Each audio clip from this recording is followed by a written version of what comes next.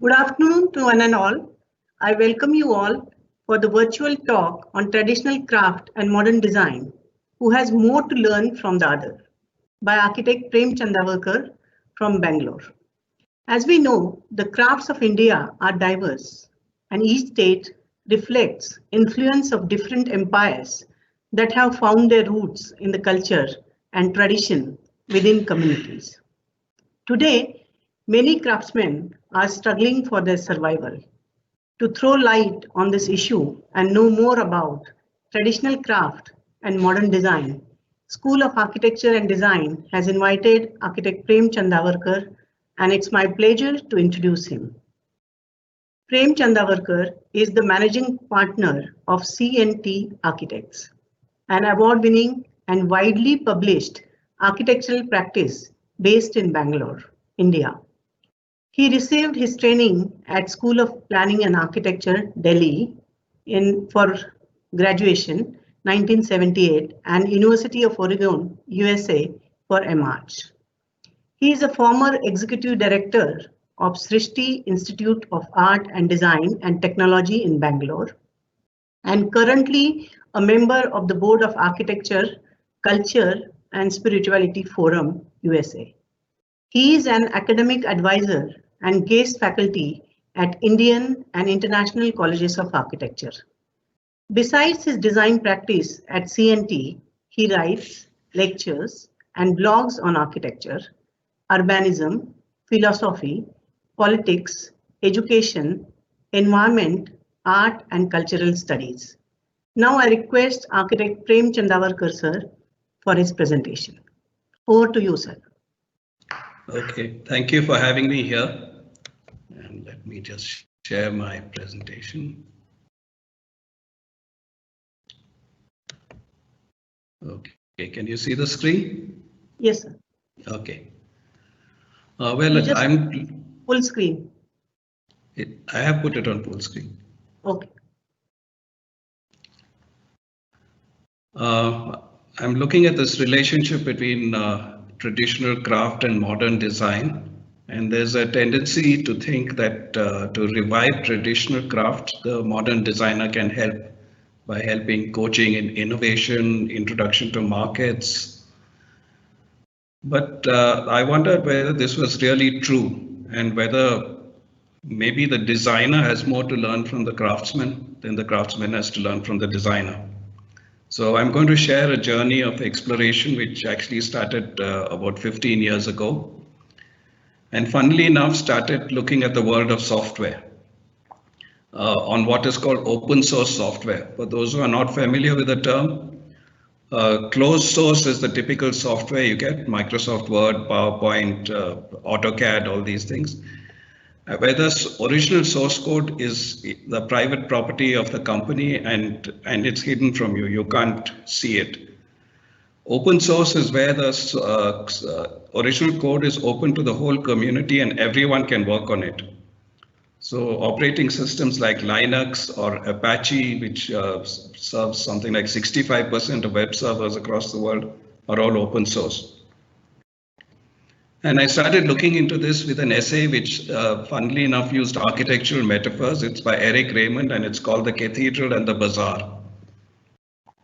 And he compared these two forms and said the cathedral is like closed source software, the bazaar is like open source.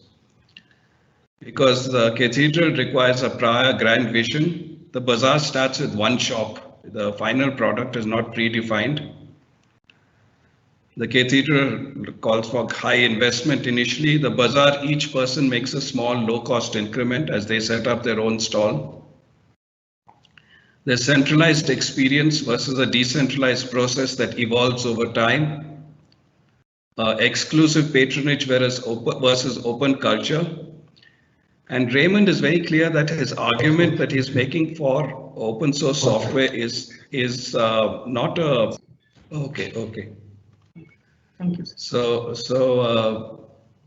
Anyway, I've already talked about the cathedral and the bazaar, and I'll just run through how Raymond looks at the comparison of these two metaphors.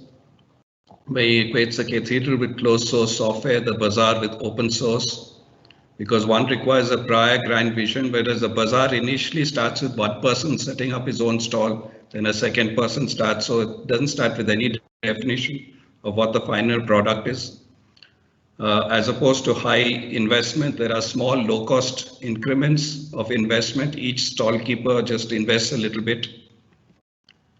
Whereas there is centralized expertise, a bishop or a master builder guiding the whole thing. In the bazaar, each person is making his own innovation. So there's exclusive patronage. The bazaar is open culture. And Raymond is very clear that in his argument for open source, the effectiveness, he's not making an argument for democracy.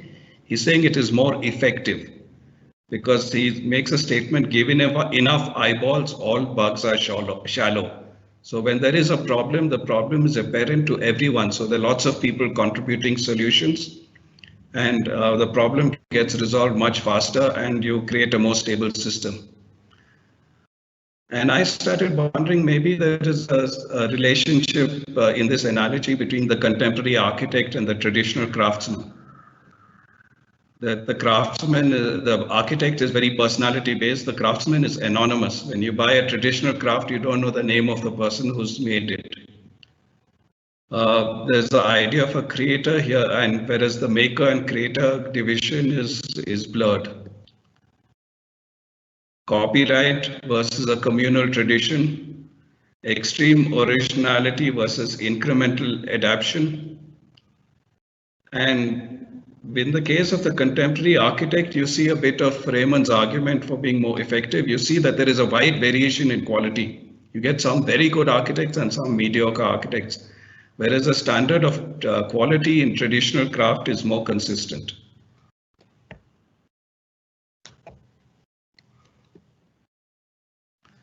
So if I look at the similarities between traditional craft and open source software, both are practiced by a community. Everything belongs to the community. You increment slowly rather than radical revolution.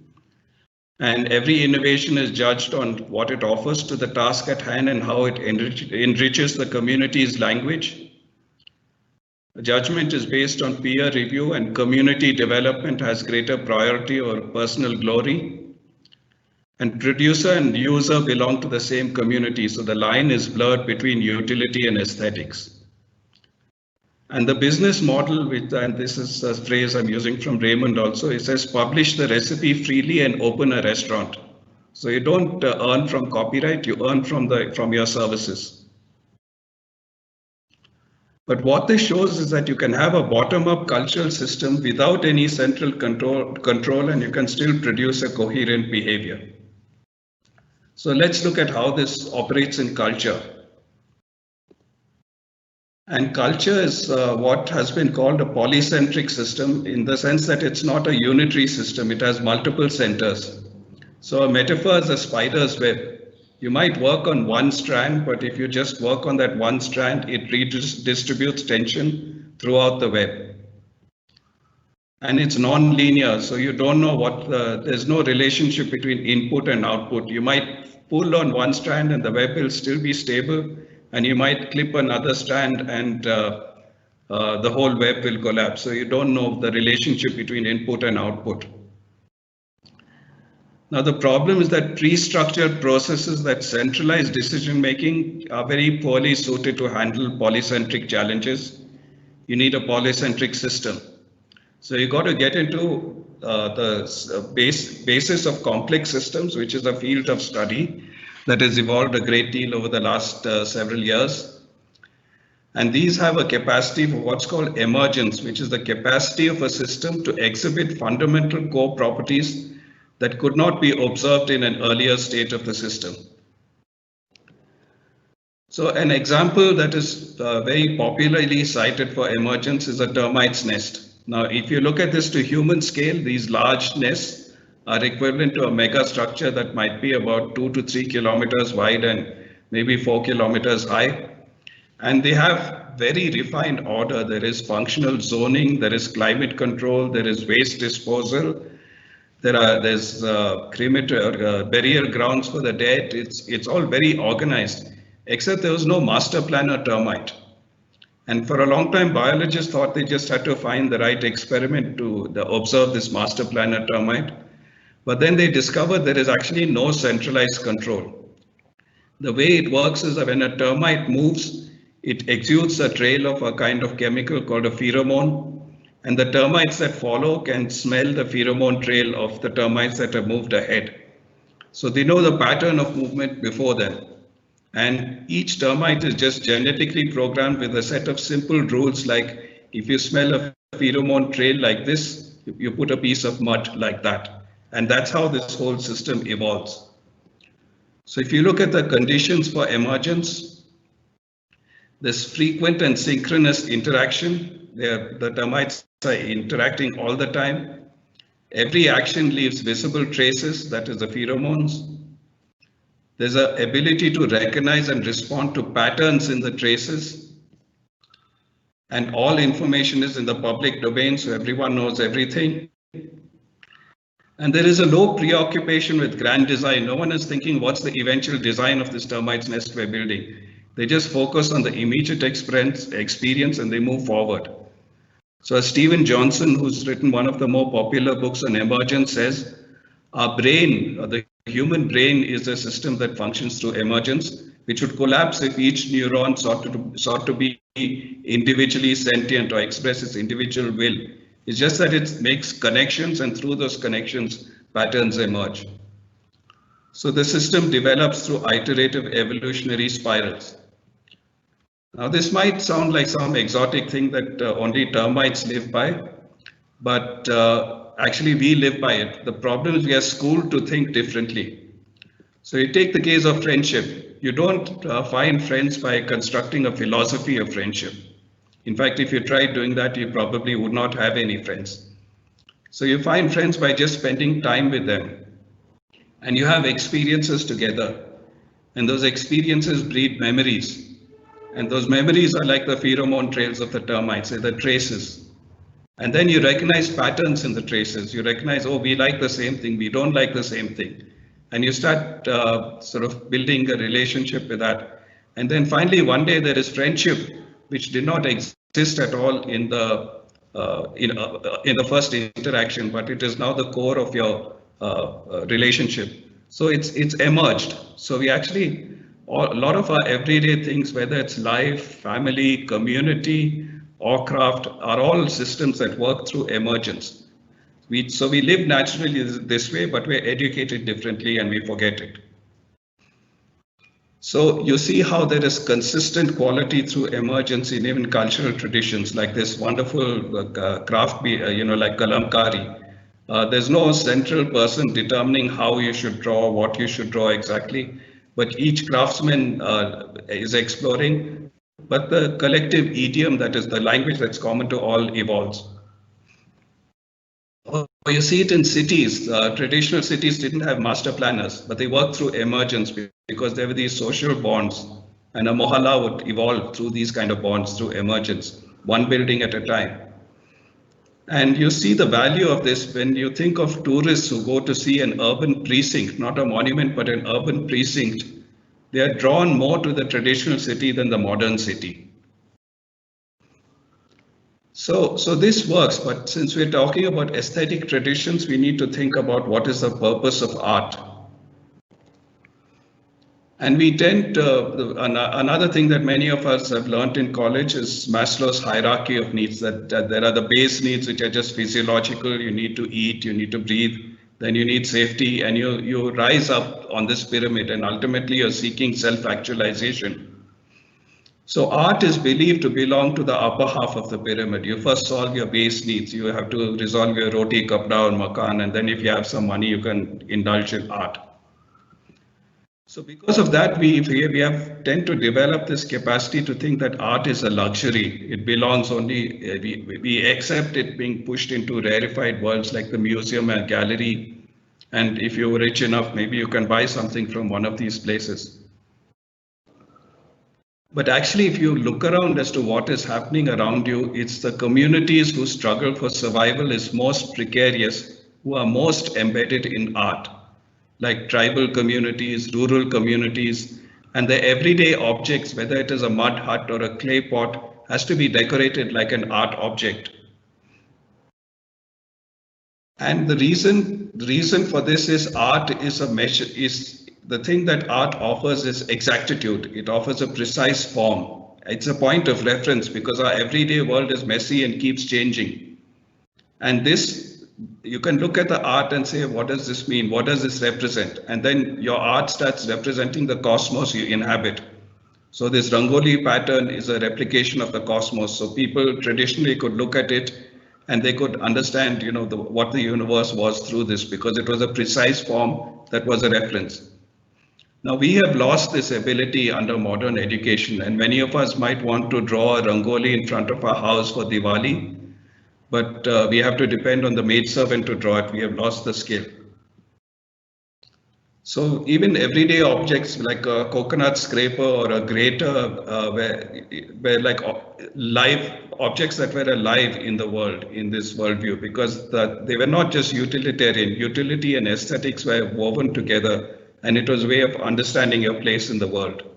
So it's not really the intention of the artist that is important.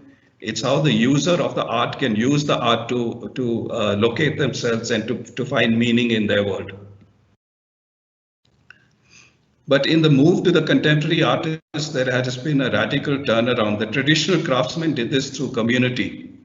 Craft operated through pehchan, recognition. And because the craftsman and the user of the craft were asking the same kind of questions, belonged to the same world, there was that community link in the aesthetic tradition. Whereas the contemporary artist has turned inward to reflect within oneself. So the contemporary artist can get isolated from the world. But there's still a problem with this link of the craftsman to community, because the craftsman has also become isolated. And it's not just because there are new plastic products or something that are competing, but because now we have communities that are mobile, that are no longer linked by this intimate geography of recognition and shared ritual.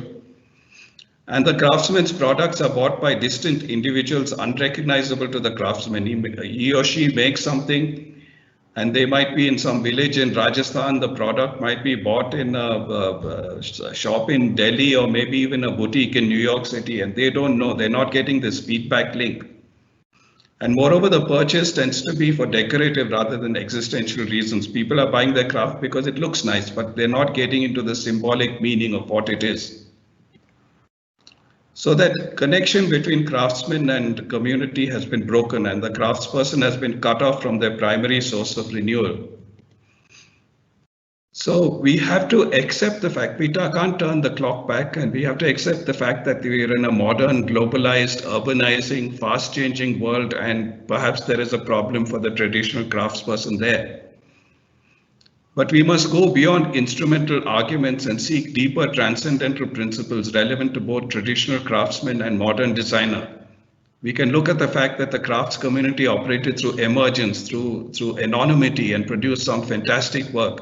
And can the modern designer learn from that? Perhaps the modern designer has more to learn in that process. So to do this, we must delve into the question of consciousness. And I'm going to talk about what I call participating consciousness. Actually, it's not my term. It was coined by a philosopher called Morris Berman. And the thing is, at all stages in our life, we're always aware that the world is greater than us. So we're always trying to understand ourselves in a meaning that is greater than ourselves. And that is how we find purpose in our lives. And we tend to, in modern education, we tend to try and seek this to intellectual objectivity. But actually, tradition looked at it through consciousness. And a lot of our emotions exist at the level of consciousness. We can't describe it. So we've created a world of a fragment in self that it's like bring your head in, leave your heart at the door. The emotions are cut out of it in our sort of notions of what the world is. Whereas what we really need, which is what the traditional communities had, was a consciousness that participated in the new universe. They recognized the entire universe as conscious, not just themselves. They saw nature as conscious, and their consciousness participated in it. So how does craft connect with this? And now I get into some very specific principles of how craft operates, and these are all principles that the modern designer can learn a great deal from. The first is that whatever you know, you have to know with your body, not just with your head. And with a complete range of the senses. There's a lovely essay by Jyotindra Jain, who's a scholar of craft, and he talks about taking a traditional, an American textile designer, modern designer, to a craft community in Rajasthan doing this traditional resist dyeing technique. And the American is very fascinated by a shade of red that the craftsperson achieves. And she asks him, what is the formula of the vegetable dyes by which you achieve this shade of red? And this craftsperson is not answering her. So she thinks, oh, it's a secret. That's why he doesn't want to tell me. And then Jain realizes, till then he was translating literally. He realizes that this craftsperson is not even understanding the question. So he says, don't put the question exactly like this, like asking what is the formula. Just ask him, how do you reach this red? And he changes the question. So the craftsperson says, okay, you want to know how to reach this red? I'll show you. So he starts taking some powders and he starts mixing them. And he's not even looking at it. You can sense that he's judging by the sensation on his fingertips. Then he keeps smelling it. Now and then he tastes it. Then he'll mix some more. And he keeps doing several cycles of this. And then finally he reaches one taste and he says, now it is this red. So the whole process of judging is with the body. It's not through some abstracted formula you can write on a paper.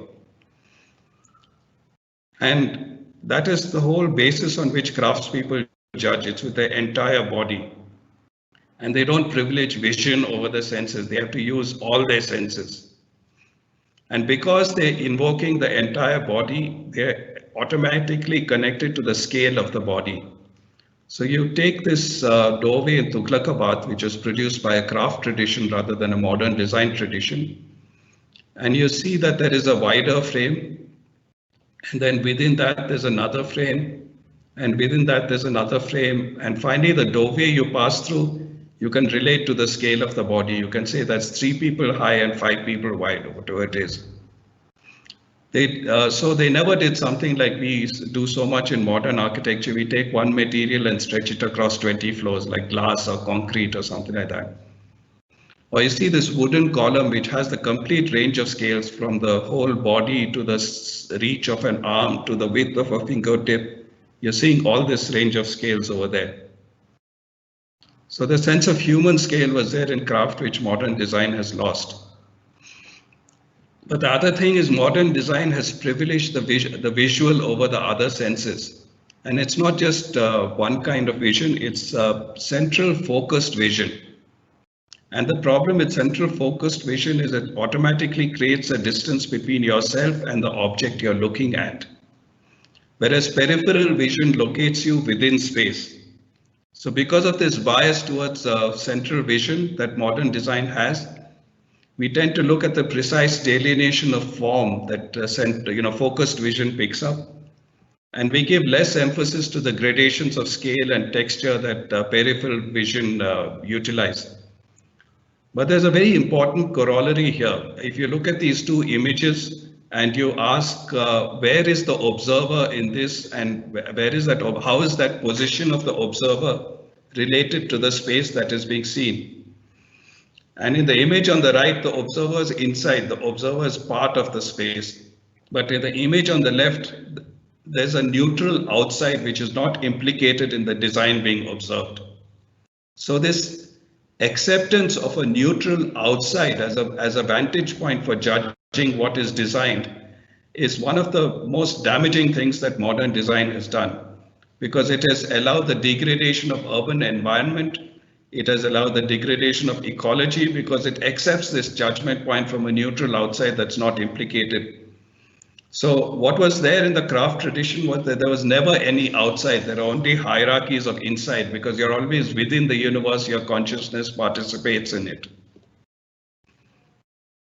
And you realize that the universe is conscious. So you develop what is called focal awareness. So because your body, the focus starts moving to the extremity. So you take the example of hammering a nail. The sensation you feel in the body is largely the sensation of the grip you have on the handle of the hammer, and perhaps a little bit on the nail itself. But your awareness is actually somewhere else. It's at the tip of the nail, and you have to shift it out there to drive a nail there effectively. And that is the way the traditional craftsperson worked. Whatever sensation was there in the body, eventually it goes out to the tip of the brush, and the painting becomes something alive, and it's something that, is joined to your body. It's not something separate. So gradually sensation starts moving to the extremities, to the fingertips, to the nostrils, to the tip of your tongue, and to what you feel on the surface of your eyes, what you feel on the surface of your skin. So you're building bridges to the universe, to bridges to otherness. You feel connected to something that's not necessarily you, yet your whole body is involved in the process. And because of this, you realize the life in what you're working with. So if you're carving wood, because it's connected to your body knows what it is to carve along the grain, what it is to carve against the grain. And you realize that the grain of the wood is something alive. You can't just treat it any way you want. You have to respect its life. So you have to become a friend of the wood if you want to work with it effectively. So you realize that the universe is alive, and you have to have this relationship of harmony with it. And you build reduced hesitancy as you keep doing this, because people who play the sitar develop these calluses on their fingers. And you think the callus, because before you have the callus, when you play, you have pain in your fingers. And you would face this if you're trying to do some manual craft also. You'd get certain pains in your muscles and all over. But you build this equivalent of calluses. And you might think because the callus reduces sensation, your connection to the world is reducing. But actually, because it reduces sensation, it also reduces hesitancy.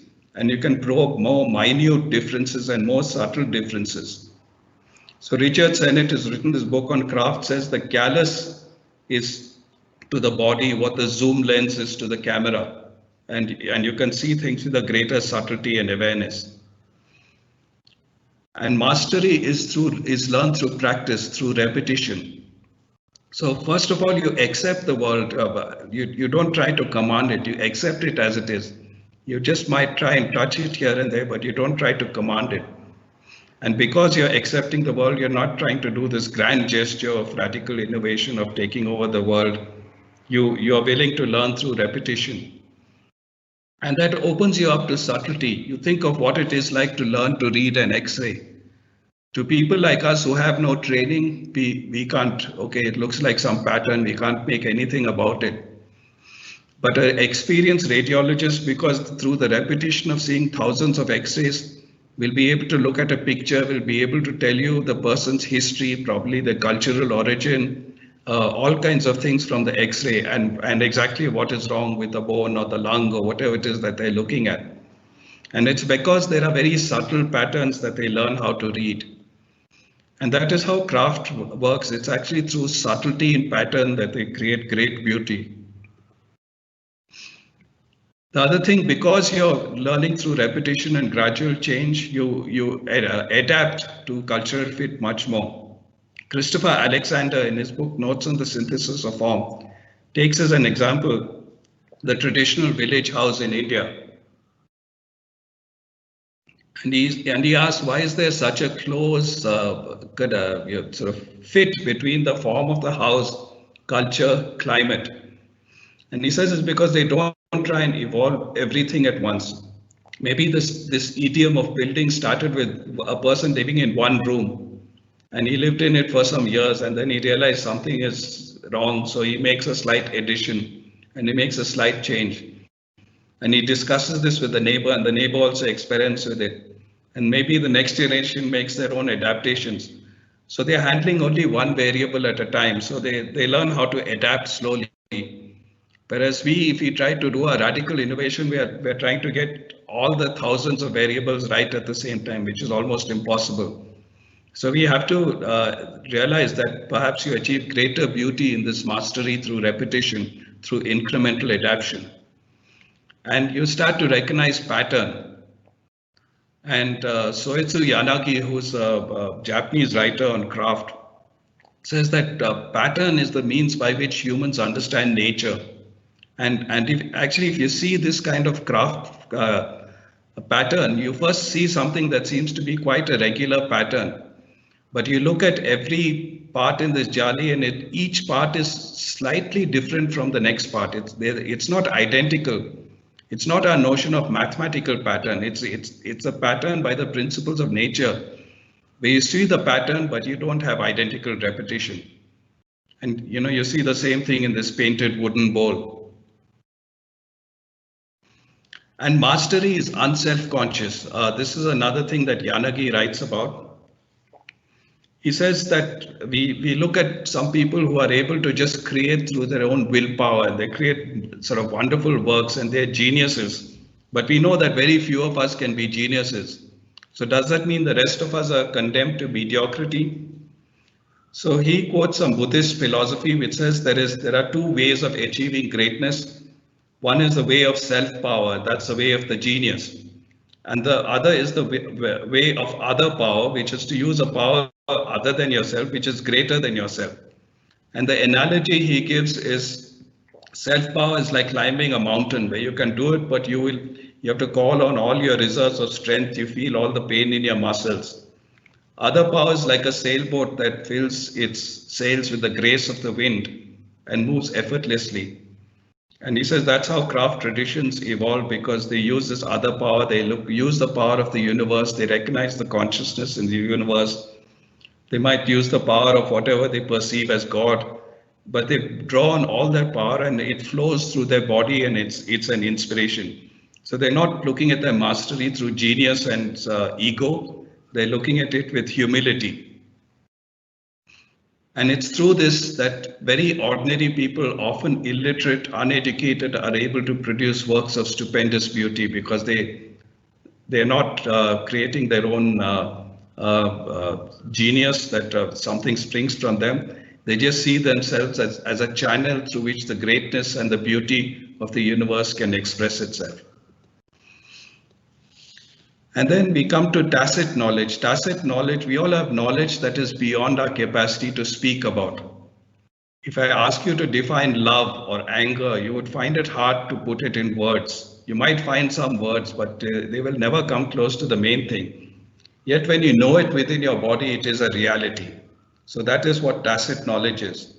And our education has always devalued tacit knowledge because it is not describable. But tacit knowledge is, most of the fundamental things in life, all our emotions, our sense of wonder, our sense of beauty, are all tacit. So the way the craft did it is they discovered it through dialogue, through conversation, and that's actually how we naturally live. If I want to understand what is important, I sometimes just converse with somebody who I love, and through the resonances, I find out what is important. But it can move into all kinds of ways, like these metal craftsmen on the right. They learn their craft by listening to the rhythm of people hammering. And the rhythm tells them something. They learn the power of that. There are a couple of Japanese authors who have done a study of Japanese culture uses tacit knowledge a lot, and they look at how Japanese companies operate and spread tacit knowledge. So it belongs to a community and not just to an individual. And there is a cycle through which they go through that. The first is socialization. You spend time in the same space as people who have the knowledge, and through that embodied engagement of socializing, you realize it. Spend time in the company of a master and you learn something. Then that tacit knowledge is made explicit, and it might not be explicit as a knowledge, it might be as a codified practice. So like Hindustani classical music has the tradition of riyaz, and it's through that it's a codified practice by which you discover your own tacit knowledge, your own tacit power. Then you might codify this and disseminate it. So like the riyaz can spread across an entire gharana. And then within that gharana, people do their own riyas again, and what is that explicit thing goes back into tacit. And this is a cycle that keeps repeating itself, and that's how community knowledge develops. Then you have to be in the presence of a master, because this acquisition of knowledge is something that is very slow and patient. So first you have to learn from someone who's been down this path, but because it is patient, you need that person as a symbol of the light at the end of the tunnel. So you can sustain the patience and the rigor to go through with it. And this is also something that Senate talks about, that actually, how is it that almost everyone who takes up a craft becomes very skillful at it? And he suggests it's because learning in craft is like learning through play, and all of us as children know how to play. In the sense you learn the rules of the game and you adapt to the rules, then you keep stretching the rules till they reach their limit. Then you experiment with a change in one rule here and there, and you evolve the game. And through all this, you're sustaining the bonds of camaraderie, of community that allow the game to be played itself. And finally, you're not just trying to create your own genius, you're trying to recycle autonomy and expertise. If you join a master craftsman as an apprentice, it is understood that the aim of the game is to make you a master one day. So there is a handing down of tradition and the community bonds that sustain this. And once it became more personality oriented, that is where the quality began to drop. So there's a famous maker of violins in the 17th century called Stradivari, and his violins even today are considered the best violins ever made in the universe. But he put his name as a brand on the violin, said that this is a Stradivari violin. And because of that, he kept the expertise to himself, because he associated his own personality with it. He didn't see the craft as something greater than him. And because of that, he could not even pass it to his own sons. And after he died, no one has been able to replicate this expertise. So to come to the conclusion, how does this relate to the idea of architectural practice today? So first is the fact that I talked about this recycling of authority and expertise. And this is something that happens in the world of myth. So we have to start forming practice according to a mythic imagination. So how does this work? Now just think back about the way you got to know a myth. Like when I hear my grandmother tell me a myth, I know she received the authority to tell by listening to it earlier. In my listening, I received the authority to tell one day. The myth defines positions in relation to culture, nature, divinity, and ethics that implicate both the teller and listener. So both occupy the story. So there is no privileged position of expertise. It's continuously recycled. Everyone is the teller, listener, and story at some point in time. And this rhythm of periodic retelling is as significant as the accent of a specific telling. Now, this has been picked up in various ways by scholars of myth. A.K. Ramanujan writes an essay on how many hundreds of versions of the Ramayana there are. And he says he prefers the word telling to the usual word version, because version seems to imply there's an authentic original. But telling does not imply that. And the point he makes is that the point of the myth is not some authentic truth or some authentic original. The point is the extent to which you are transformed by the listening or the telling of a myth. So it becomes a very personal thing. Joseph Campbell, another scholar of myth, talks about this, and he says we're not searching for the meaning of life, we're searching for the rapture of being alive. So we're looking for the joy of being alive. We're not trying to solve some abstract philosophical question. So how does this relate to architectural practice? First, we have to learn to validate everything by the body, and the body not just as an abstract measure, but the emotional body that can also dance, and try to bring that into our work. We can discover it through dialogue. The practice has to be made as a space where these dialogues and discussions and explorations and the recycling of autonomy and expertise happen. That perhaps in the notion of building typology, we can understand the notion of pattern, and we can work with these typologies rather than looking at radical innovation each time. That we have to learn we are always inside. There is no outside, neutral outside available. We have to accept this. This is a major lesson that all architects need to learn. Because we are dealing with a project that has limits, we have to look at how we construct the edges of our project so we can kind of build this notion of infinity. And two key ways of doing it are through nature and light, and also through spatial connection with larger realities like the street. We have to start looking at the question of stillness. Stillness is when the spirit of the detail and the spirit of the whole are the same, then you see the same spirit whichever way your body or gaze moves. And there are some traditional buildings that achieve this, but if you look at who achieved it in modern design, and you look at people like Frank Lloyd Wright or Carlos Scarpa or Jeffrey Bava, you find a new pattern where these people are recognized as masters, but they don't breed a school of followers and imitators, unlike many of the other masters. Because this capacity, you have to go through the rigor of learning it yourself. There are no shortcuts. So what you have to look at is the aura that you create that gives then meaning to the inhabitant. So the inhabitant can measure their own experience and gain value from it. So your architecture is not trying to say something, it acts as a background where the inhabitant's meaning can get absorbed into it slowly over time. We are schooled in the aesthetic of expression. We need to think about an aesthetic of absorption, about architecture as background. And we need to realize that we are always doing something that is greater than ourselves. And a wonderful illustration about this is the story of a Japanese potter called Shoji Hamada. And he had two kilns in which he fired his pottery. One was small, which was worked for his own work. The other was so large, he couldn't fire it with just his own work. So he needed to collaborate with other potters in the region and ask them to bring their work, and they would fire it all together. And when he was asked why to do this, he said, if I had only the small kiln, I would think that pottery is my possession. By having the large kiln that is larger than what I can handle by myself, it makes me aware that pottery is something greater than me and I survive by its grace.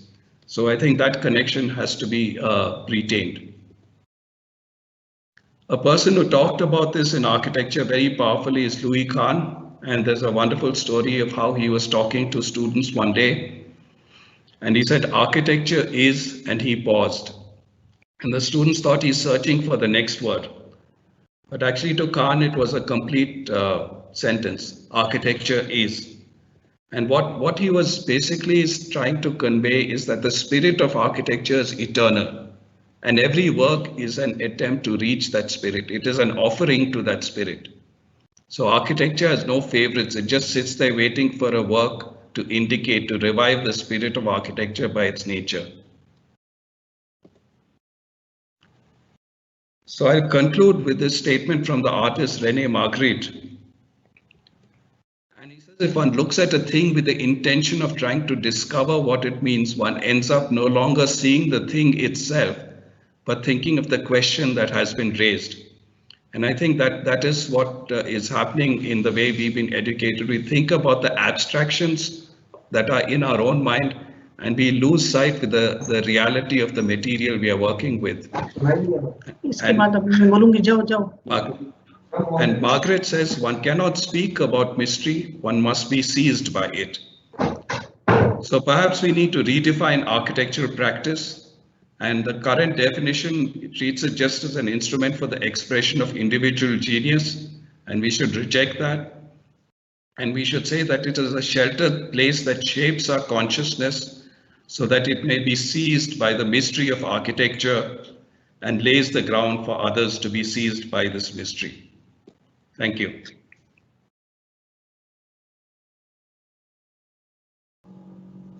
Thank you, sir, for such a wonderful presentation. Now I would like to invite Dr. Anuradha Chatterjee for discussion.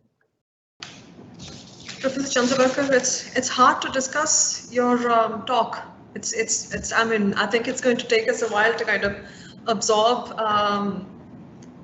everything that you've discussed today. It's just, we're extremely grateful that, the presentation is so inspiring, so relevant, and so timely.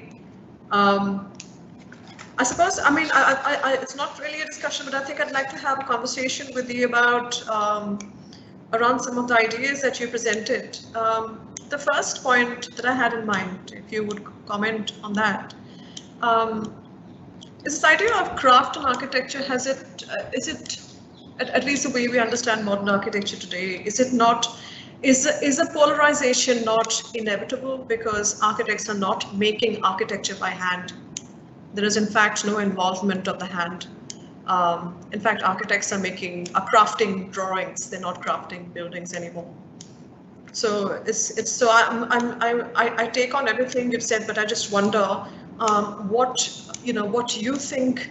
And I think you've covered that in your talk when you talk about that the practice itself is the material. So what is the material with which the modern architect can work today? What is his or her material of intervention? Because it is certainly not wood or any of the tactile materials that we talk about in craft and design. What is your comment on that, sir? We eventually do shape tactile materials on site, and those materials have their own nature. We do work with wood, we work with steel, we work with a lot of materials that have their own nature. And I think a problem in contemporary architecture is that people have lost that embodied connection with material. When I was in my first year of architecture school, we had a workshop class and we had to work with wood and material and scrape it. And we at that time, I didn't see the connection.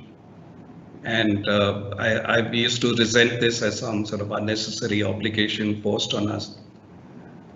But now I'm so thankful I was made to do it because I have a sense, I can look at a piece of wood, I can think of a piece of wood and think of it being cut, and there is a smell that comes to my memory of what it is when it's cut. And I feel I'm more respectful of what the material is because of that experience.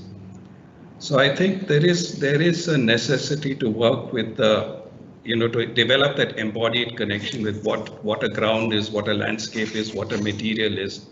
And we need to do that. That should be part of our training. The second thing is that I see too many architects who read drawings just as abstract patterns and lose sight with what the connection of a line on the drawing means. And I think if you want to really get into the truth of what a drawing is, you need that embodied connection with what the eventual building is. So one is learning the nature of what the material is, but also developing the ability to insert your body into the process.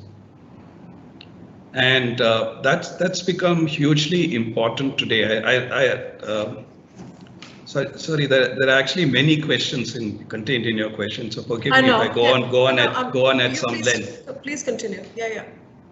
There's a wonderful essay I read about a year ago by a structural engineer in New York. And he's quite old, he's in his 80s, and he started work at a time when there were no computers. And he used a device called a slide rule, which most people today will not know what that means.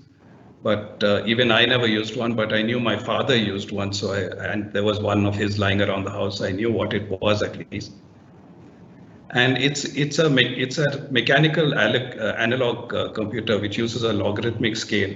So there are two elements that slide within each other and a sliding cursor across it. And it's a way of doing calculations. But he said the slide rule does not tell you where the decimal point is. So if you get an answer, to know whether the correct answer is 10 or 100 or 1,000, you need a contextual understanding of the project. So he says, because of that, he says, my generation was trained to get a feel for what the project was, an embodied feel, because we thought in approximations. Whereas today's generation because the computer image is so evocative and so realistic, it can be made to look so realistic. We think that is the reality. We lose that connection with our body. So we need to learn these kind of connections to actually feel in the sensation in your body, not as a visual judgment, not as a philosophical thought, but as a full embodied sensation of what it is to be in a space. Like if I draw a space and I'm imagining it as a design, what does it actually feel? What would it smell like? You know, how would my skin feel? Everything, all the sensations. And the third thing is actually to use your body in the production process. That's why I emphasize the idea of drawing by hand, sketching by hand, because memory is not just in our brain, it is also in our muscles. How do I remember how to ride a bicycle? It's not because I've remembered some principles of physics and the center of gravity and all of that. It's because I have a memory in my muscles of what it is to balance on a bicycle.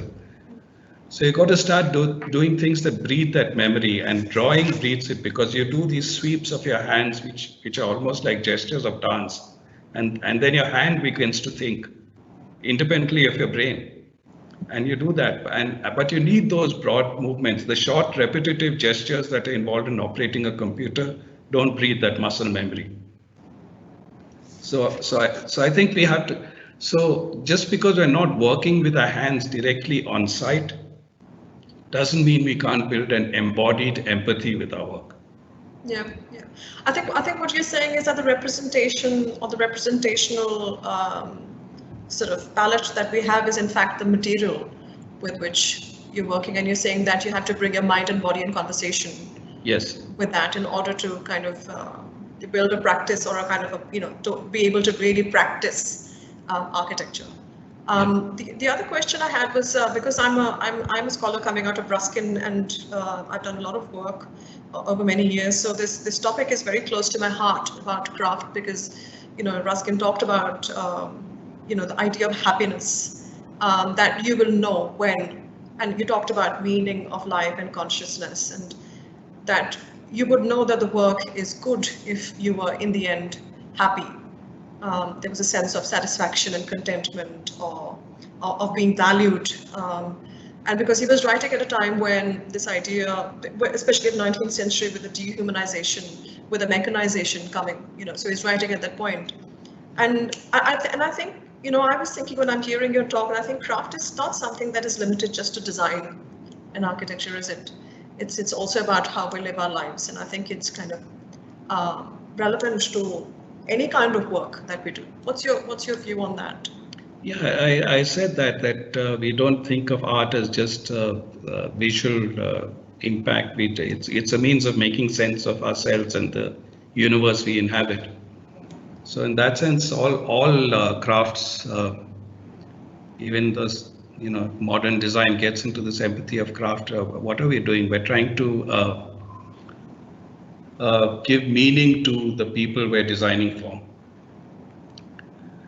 But I'd just like to go back to this point you made when you cited Ruskin and talking about happiness, is that it's very important to ask the question, whose happiness?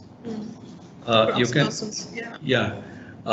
and it's not, you tend to think that happiness is a very subjective thing, so you can't really ask that question. But actually, if you look at the way we build friendships and relationships of love, we have the ability to share happiness. So it's not that subjective a thing. But the thing is, we go through those embodied engagements with each other to find out what each other's happiness is. So you need to breathe that empathy as a designer. And there are two ways in which you won't need to breathe it. One is in actually trying to imagine the inhabitant in your space, to empathize, put yourself in that person's body, and realize, and that's why I talked about the aesthetic of absorption. Realize that a person through experiences there, how do you promote memories of joyful inhabitation? How do you add value to that person's life in a way that they can discover themselves, not because you have said something. And the other kind of empathy is in this authenticity through dialogue that I mentioned, through the modes of practice and who we dialogue with to understand this question of happiness. And I think that's another thing that architecture has fallen into a huge trap, because we really need to think this through very carefully. We see the challenge in design is that the bottom line is intangible, right? It's not quantifiable. If someone asks me as the head of an architectural firm, where the last 10 years successful, unlike the leader of a manufacturing corporation or something, I would not look at my balance sheet or profit and loss statement to answer that question. I wouldn't even think of doing it. I would say, okay, what did I design in the last 10 years? Were they good buildings? Were they bad buildings? And these are non-quantifiable judgments. So you look at your own intuitive satisfaction, your own intuitive happiness, but you want to test it with someone. So what do architects do? What means of social validation do they seek? And architects tend to ask themselves questions like, oh, does the work win design awards? Does it get published in the reputed journals? Is it discussed seriously in the schools of architecture? Does it lead to invitations on the lecture circuit? Now, all of these are very valid goals. I don't dispute any of them, and I do them myself. But when they become the dominant validation, you've got to realize that all of these are mechanisms of peer review. And it has bred a self-referential culture where architects are actually designing for other architects. And the constituency they are meant to serve are not seen with sufficient clarity. So you always got to look at the constituencies with whom you're engaged in your practice to always cross-check what you might believe or think within yourself. You have to subject yourself to that critique endlessly. Great, thank you for that. And the final point I think I wanted to just think through was the last few slides where you talked about, when you bring focus back to architecture, you talk about stillness, you talk about edge of infinity, immersion, typology of patterns.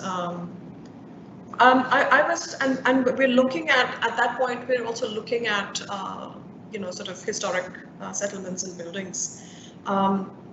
I think my question is about, how do you imagine the connection between critical thinking, so that, especially when we're talking about typology of patterns, and we wouldn't want people to kind of blindly inherit and replicate typology. Can you explain that further? How do you bring in criticality into how you sort of look at certain, maybe for instance, typology? And how do you take that further in line with the overall conversation that you had about craft and community of practice and listening and dialogue and emergence? There's a wonderful essay by Charles Correa called Transfers and Transformations. I think it's available online, so anyone can look it up. And he says, how do you learn from the past? And he points out that only a decadent culture is overly obsessed with its past and wants to just keep repeating it. So the idea is that you learn from the principles of the past, but you replicate those principles rather than the literal forms that they embody. And for that, you have to bring in your own critical understanding to see how it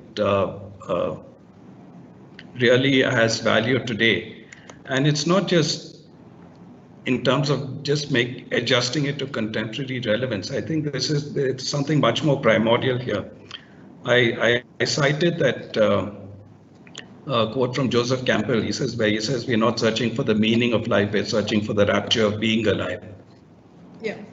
And what happens is that when I discover something wonderful, that I'm struck by wonder and awe, and if I'm able to express that in some way and embody it, that it imbues my body, I'm emotionally charged with it, whether it's in something I say, a phrase I say, or whether it's in something I design, if I'm able to be a channel where that wonder goes into it, what I am actually doing is being alive, because what is universal, what is transcendental is getting reborn. And that is what life is about. If we just repeated wisdom from the past, it would be a habit. It wouldn't be being alive. And when you're doing something habitual, you become blind to what you're seeing. I mean, think of driving. When we become experienced drivers, we drive on autopilot, right? And a regular journey like between work and home, we can do with no memory of the journey, and we can do it safely. All of us experience that, and we might have passed something beautiful and we didn't see it because we were not alive at that moment. But if you're always searching for beauty and always looking for the way that beauty can channelize itself through you, then you're being alive. So I'd say it's critical, not just critical knowledge and critical thinking, but a critical alertness to what life is. Thank you for that. I'm still thinking through most of the lecture. There was so much for us to think about. So thank you so much for that. Dr. Madhura, if you would like to take questions from the audience. Yeah, I think, yes. There are lots of questions, but because of time, we will take only 2 questions. Question is there from architect Nidhi Bindal, who is an educator and academician. Why can't traditional craft inform modern design? Are there established modern crafts as well?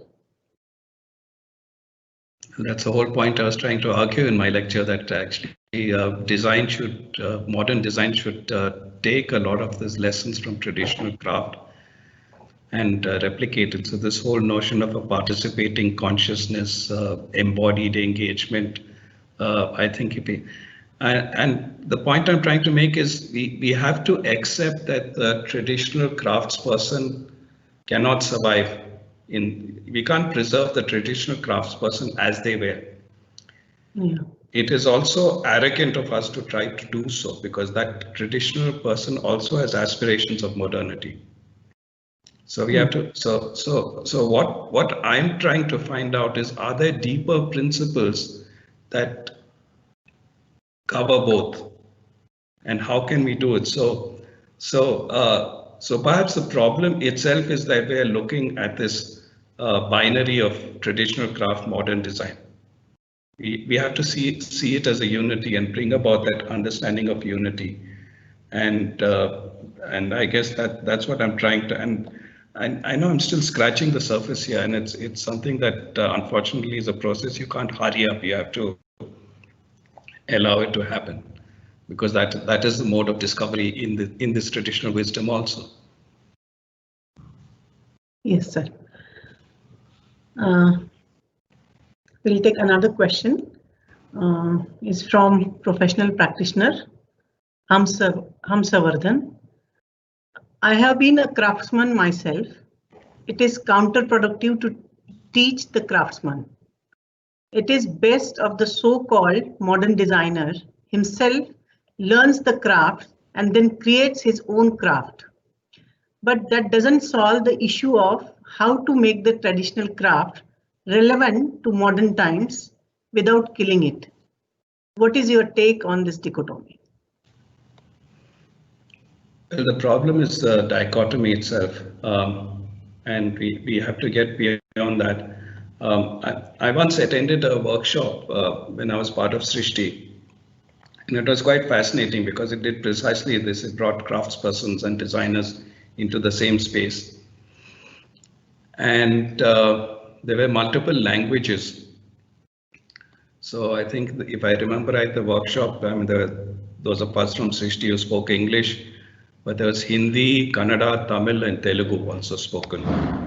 So it had a completely different rhythm of the discussion, because every now and then there was this pause for translation, and there would be multiple translations, and that changes your thinking. You're not trying to move at that rapid, pace of the typical academic conference. There was an automatic slowness brought into it.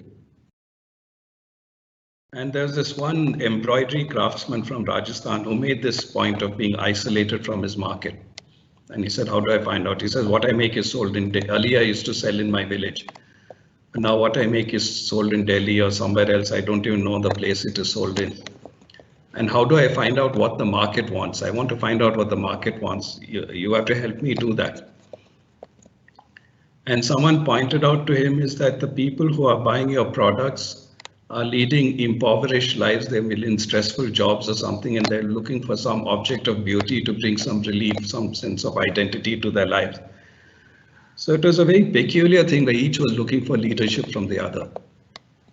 And if you look at that, that's also a problem with the way modern design, modern architects operate. They're very disconnected and disengaged from the communities for whom we are designing. Our design process does not involve that engagement in any substantive way. So certainly I need to look at this we need to look at this connection, and it needs us to, we need to connect it to some things that are actually happening in today's world. And let me give you an example. Recently, the Supreme Court of India passed a judgment saying that the Architects Act only protects the title of architect and does not protect the practice of architecture, and gave freedom to engineers also to practice architecture. And this created a furor.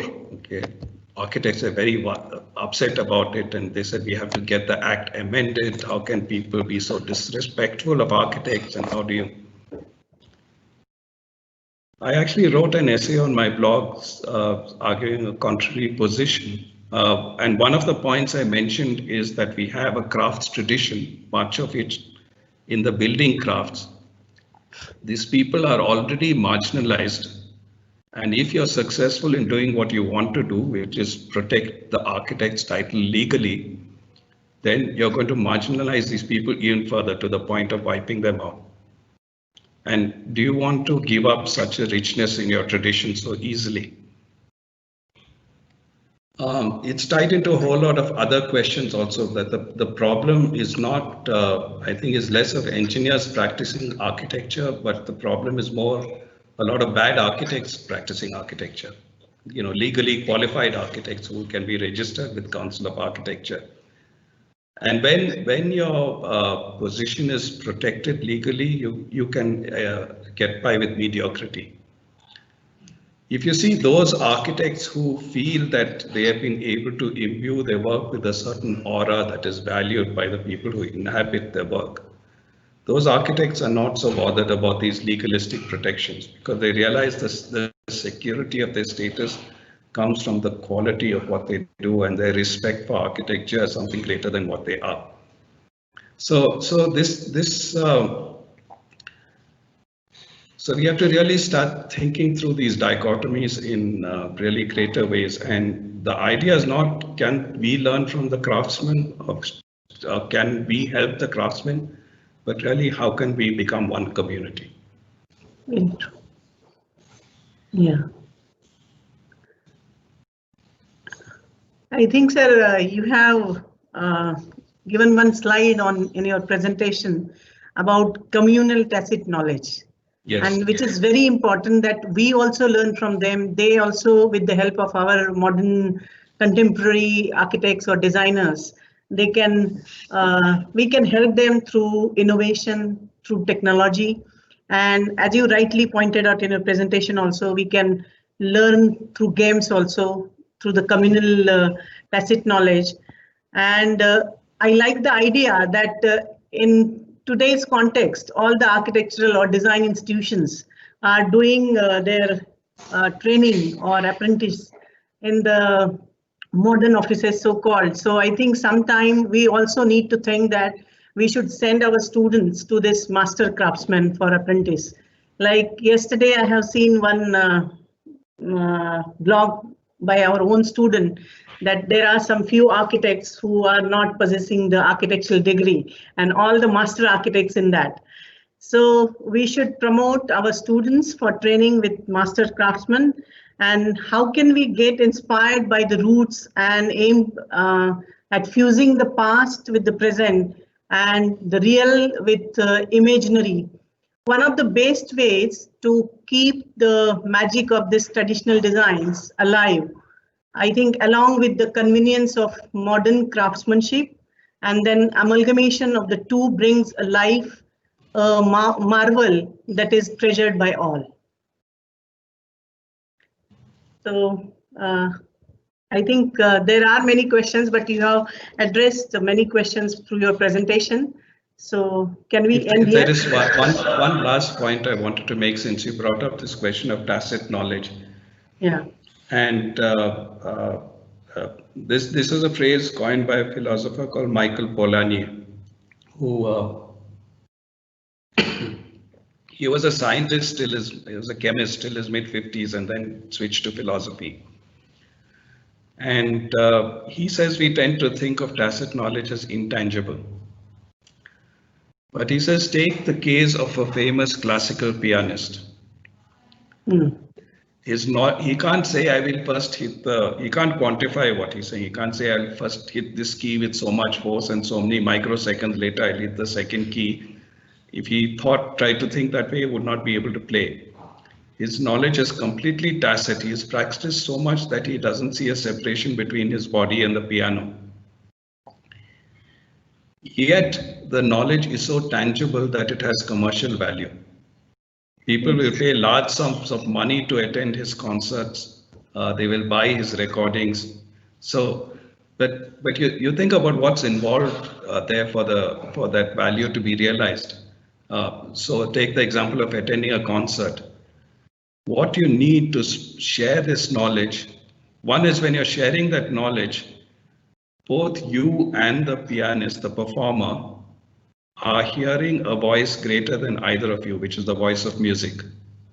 Sure. And you're able to participate in this knowledge because you are investing time in the same space as that knowledge, time of concentrated awareness. And that is how you participate. And it's like you walk out and sometimes the tune is stuck in your body. It's still resonating in your head. It's even though the sound has stopped. So those are the ways of sharing it. And so actually, if you bring your bodily experience into it, it's very tangible. But because of our modern education system, we are schooled to distrust anything we can't document. Yes. So the lesson, I was in a discussion some time back, and they asked us to end with what advice we had for young students. And I said, learn to trust yourself. There is tremendous wisdom in your body, except you don't know it. Very true, sir. And that's a great statement to end with as well. So thank you for that. Thank you. Yeah. I would like to thank architect Prem Chandavarkar for such a wonderful, informative, inspiring and interactive session, sir. Thank you so much. I'd like to thank all the participants for attending this session. Thank you so much. Thank you. Thank you. Take care. Bye. Yeah, bye. Bye.